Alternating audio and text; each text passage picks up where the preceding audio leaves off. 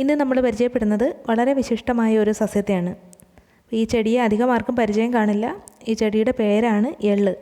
അപ്പോൾ ഈ സസ്യത്തെ ആർക്കും പരിചയമില്ലെങ്കിലും ഇതിൻ്റെ എണ്ണയും അതുപോലെ ഇതിൻ്റെ വിത്തുകളുമൊക്കെ നമുക്ക് എല്ലാവർക്കും അറിയാവുന്നതാണ്. ഏറ്റവും കൂടുതൽ പ്രോട്ടീൻ അടങ്ങിയിട്ടുള്ള ഇത്തിരി കുഞ്ഞനായിട്ടുള്ള ഒരു വിത്താണ് എള്ള്. അപ്പം വെള്ളയും കറുപ്പും നിറത്തിൽ എള്ള് നമുക്ക് വാങ്ങാനായിട്ട് കിട്ടും. പണ്ടൊക്കെ കേരളത്തിലുടനീളം നെൽകൃഷിയുള്ള സമയത്ത് ഇടവിളയായിട്ട് കൃഷി ചെയ്തിരുന്ന ഒന്നായിരുന്നു എള്ള്. ഇപ്പോൾ അത് ചുരുങ്ങിയിട്ടുണ്ട്.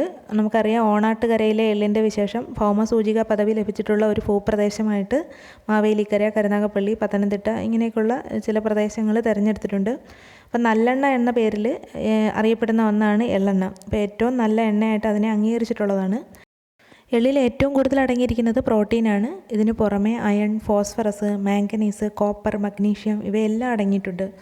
ഇപ്പോൾ രക്തത്തിലെ പഞ്ചസാര നിയന്ത്രിക്കുന്നതിനും രക്തസമ്മർദ്ദം കുറയ്ക്കുന്നതിനും കൊളസ്ട്രോൾ കുറയ്ക്കാനും ഹൃദയാരോഗ്യം വർദ്ധിപ്പിക്കാനും എല്ലാം ഇതിലെ ആൻറ്റി ഓക്സിഡൻറ്റുകൾ വളരെയധികം സഹായിക്കുന്നു. ഇതുകൂടാതെ ധാരാളം നാരുകൾ അടങ്ങിയിട്ടുള്ള ഒന്നാണ് ഈ എള്ള്. വെളുത്ത എള്ളിനേക്കാൾ ഔഷധ ഗുണമുള്ളത് തൊലിയോട് കൂടിയിട്ടുള്ള കറുത്ത എള്ളിനാണ്. ഒരു ഗ്ലാസ് പാലിലുള്ളതിനേക്കാൾ കാൽസ്യം ഒരു പിടി എള്ളിൽ അടങ്ങിയിട്ടുണ്ട്. അതുപോലെ തന്നെ ചർമ്മത്തിനും മുടിക്കും വളരെ വിശേഷപ്പെട്ട ഒന്നാണിത്. സ്കിൻ ക്യാൻസറിനെ പോലും പ്രതിരോധിക്കാനുള്ള ശക്തി ഇതിനുണ്ട്. പ്രോട്ടീൻ്റെ അഭാവം മൂലം ഉണ്ടായേക്കാവുന്ന എല്ലാ രോഗങ്ങൾക്കും ഒരു പ്രതിവിധിയാണ് എള്ള്. എള്ളും ശർക്കരയും അരിയും കൂടിയുള്ള പലഹാരങ്ങൾ നമുക്ക് ദിവസേന കഴിക്കാവുന്നതാണ്. ഒരു 15 ഗ്രാം എള്ള് വീതം നമുക്ക് ദിവസേന കഴിക്കാവുന്നതാണ്. ദിവസേന കഴിക്കാവുന്ന രീതിയിൽ നല്ലൊരു റെസിപ്പി ഇന്നത്തെ വീഡിയോയിൽ പറയുന്നുണ്ട്. വളരെ രുചിപ്രദമായിട്ടുള്ള ഇത് കുട്ടികൾക്കും മുതിർന്നവർക്കും എല്ലാം വളരെയധികം ഇഷ്ടമാകും. അപ്പോൾ ഇത് ദിവസേന നമ്മൾ കഴിച്ചു കഴിഞ്ഞാൽ നമ്മുടെ ശരീരബലവും ധാതുപുഷ്ടിയും കൂട്ടുന്നതിനും മേനി അഴക് വർദ്ധിപ്പിക്കുന്നതിനും തലമുടി ഇടതൂർന്ന് വളരുന്നതിനുമൊക്കെ വളരെയധികം പ്രയോജനം ചെയ്യും. ചർമ്മത്തിൻ്റെ ആ ഒരു തിളക്കം നിലനിർത്തുന്നതിനും മൊത്തത്തിലുള്ള ആരോഗ്യത്തിനും പ്രതിരോധ ശക്തിക്കും എല്ലാം വളരെയധികം ഉപകരിക്കും. എള്ളുപോലെ തന്നെ എള്ളിൻ്റെ ഇലയ്ക്കും ഔഷധവീര്യമുണ്ട്. ചർമ്മത്തിലുണ്ടാകുന്ന പരുക്കളും കുരുക്കളും ഒക്കെ മാറുന്നതിന് ഇതിൻ്റെ ഇല ലേപനമാക്കി അരച്ച് പുരട്ടാറുണ്ട്. അതുപോലെ തലയിൽ താളി തേക്കുന്നതിനായിട്ടും മുടി വളരുന്നതിന് ഇത് അരച്ച് പുരട്ടാറുണ്ട്. ഇത്രയൊക്കെ ഗുണങ്ങൾ അടങ്ങിയിട്ടുള്ള എള്ളിനെ നിത്യജീവിതത്തിൽ നിന്നും മാറ്റി നിർത്തരുത്. അപ്പോൾ എള്ള് ഉപയോഗിക്കുമ്പോൾ ശ്രദ്ധിക്കേണ്ടുന്ന കാര്യം, ഗർഭാവസ്ഥയിലുള്ള ആൾക്കാർ അധികം എള്ള് ഉപയോഗിക്കരുത്. ഇപ്പോൾ ഉഷ്ണവീര്യമൊക്കെ ഉള്ളതുകൊണ്ട് എള്ള് അധികം ഉപയോഗിക്കരുത്. അല്ലാതെയുള്ള കുട്ടികൾക്കും മുതിർന്നവർക്കും വയസ്സ് ചെന്നവർക്കും എല്ലാം വളരെയധികം ഉപകരിക്കുന്ന ഒന്നാണ് എള്ള്. എള്ളും എള്ളെണ്ണയും എല്ലാം നമുക്ക് നിത്യജീവിതത്തിൽ ഉൾപ്പെടുത്താം. അച്ചാറൊക്കെ കേടാവാതിരിക്കാൻ വേണ്ടിയിട്ട് നമ്മൾ എള്ളെണ്ണ ഉപയോഗിക്കുന്നുണ്ട്. അതുപോലെ തന്നെ മുലപ്പാൽ വർദ്ധിക്കുന്നതിന് വേണ്ടിയിട്ട് എള്ളും അതുപോലെ എള്ളെണ്ണയും ഒക്കെ ഉപയോഗിക്കാവുന്നതാണ്. ഇനി നമുക്ക് എങ്ങനെയാണ് എള്ളിനെ വളരെ ഫലപ്രദമായിട്ട് ദിവസേന ആഹാരത്തിൽ ഉൾപ്പെടുത്താവുന്നതെന്ന് നോക്കാം.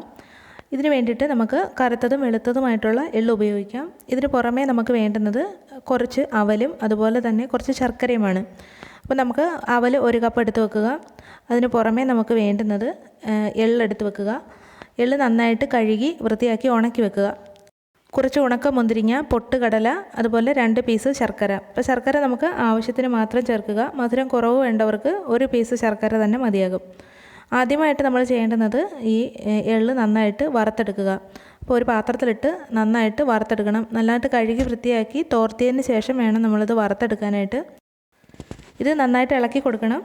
നന്നായിട്ട് ചൂടായി കഴിയുമ്പം പൊട്ടുന്ന സൗണ്ട് കേൾക്കാം. എല്ലാം ഒന്ന് പൊട്ടി വരും. അപ്പോൾ തന്നെ തീ ഓഫ് ചെയ്യണം. അപ്പോൾ നന്നായിട്ട് ക്രിസ്പായിട്ട് കിട്ടും. അടുത്തതായിട്ട് അവലും ഇതേപോലെ തന്നെ നമ്മളൊന്ന് വറുത്തെടുക്കണം. അപ്പോൾ ഒരുപാട് തീ കൂട്ടിയിട്ട് വറക്കാൻ പാടില്ല. ചെറിയ തീയിലിട്ടൊന്ന് ചൂടാക്കി കൊടുക്കുക. അപ്പോൾ നല്ല രീതിയിൽ അത് മൊരിഞ്ഞ് വരും. അപ്പോൾ തന്നെ തീ നമുക്ക് ഓഫ് ചെയ്യാം.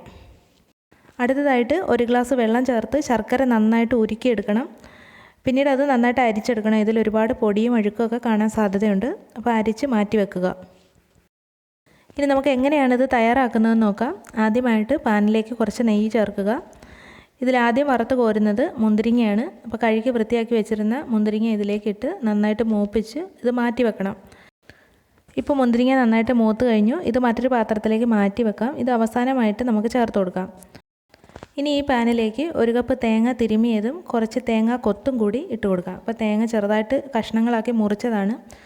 അതിൻ്റെ കൂടെ തന്നെ നമുക്ക് പൊട്ടുകടല കൂടി ചേർത്ത് നന്നായിട്ട് ഡ്രൈ ആക്കി എടുക്കണം. അപ്പോൾ ഇതിലെ ജലാംശമൊക്കെ ഒന്ന് വറ്റി വരുന്ന സമയത്ത് നമുക്ക് അടുത്ത ചേരുവ ചേർത്ത് കൊടുക്കാം. അപ്പോൾ അത് നന്നായിട്ടൊന്ന് ഇളക്കി കൊടുക്കണം.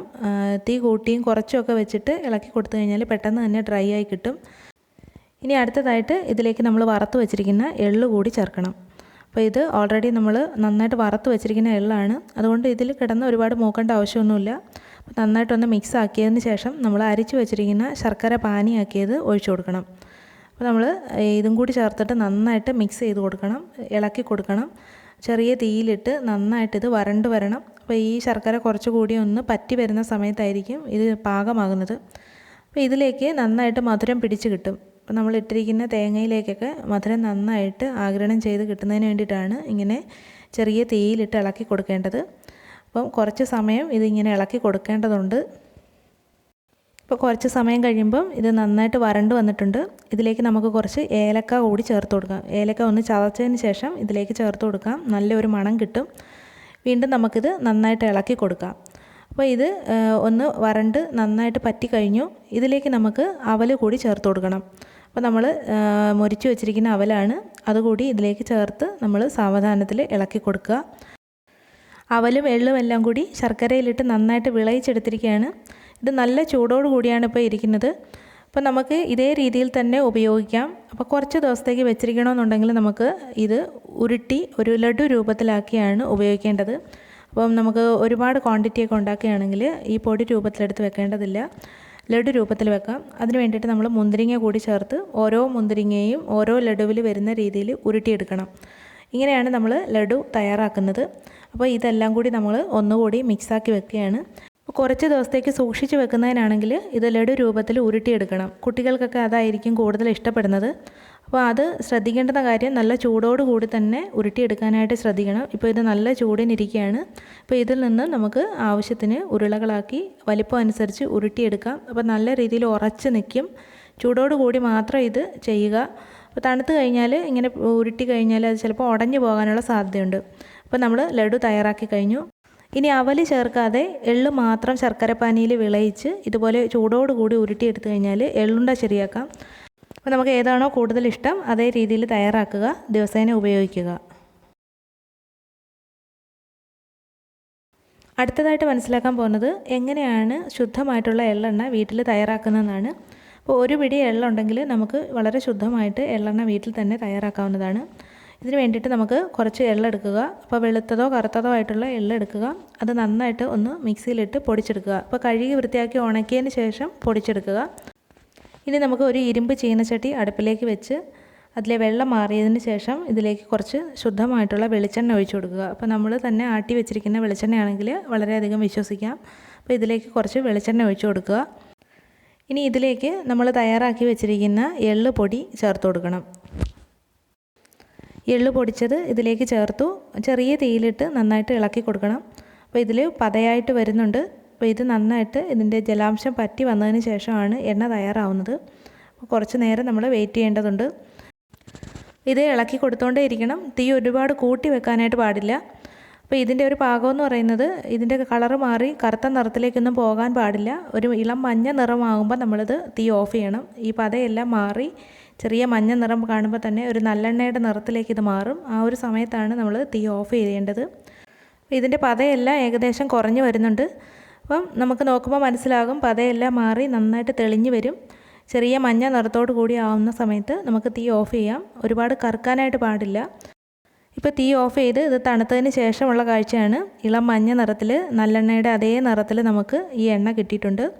ഇതുപയോഗിച്ച് നമുക്ക് പാചകം ചെയ്യാം. ഇപ്പോൾ അച്ചാറുണ്ടാക്കുന്നതിനും നല്ലെണ്ണ ഉപയോഗിക്കുന്ന എല്ലാ കാര്യങ്ങൾക്കും ഇത് ഉപയോഗിക്കാം. കുഞ്ഞുങ്ങളുടെ പുറത്ത് തേക്കുന്നതിനും തലമുടിയിൽ തേക്കുന്നതിനും എല്ലാം ഇത് ഉപയോഗിക്കാം. വളരെ എളുപ്പത്തിൽ പോഷകങ്ങളൊന്നും നഷ്ടമാകാതെ എള്ളെണ്ണ വീട്ടിൽ തയ്യാറാക്കാം. ഇത് നന്നായിട്ട് അരിച്ച് മറ്റൊരു പാത്രത്തിലാക്കി സൂക്ഷിക്കാവുന്നതാണ്. അപ്പോൾ ഇന്നത്തെ വീഡിയോ ഞാൻ വൈൻഡപ്പ് ചെയ്യാണ്. ഇന്നത്തെ വീഡിയോ ഇഷ്ടമായിട്ടുണ്ടെങ്കിൽ ലൈക്ക് ചെയ്യണം. അതുപോലെ ചാനൽ ആദ്യമായിട്ടാണ് കാണുന്നതെങ്കിൽ ദയവായിട്ട് ചാനലൊന്ന് സബ്സ്ക്രൈബ് ചെയ്യുക. അപ്പോൾ നമുക്ക് അടുത്ത വീഡിയോയിലൂടെ വീണ്ടും കാണാം. ബൈ.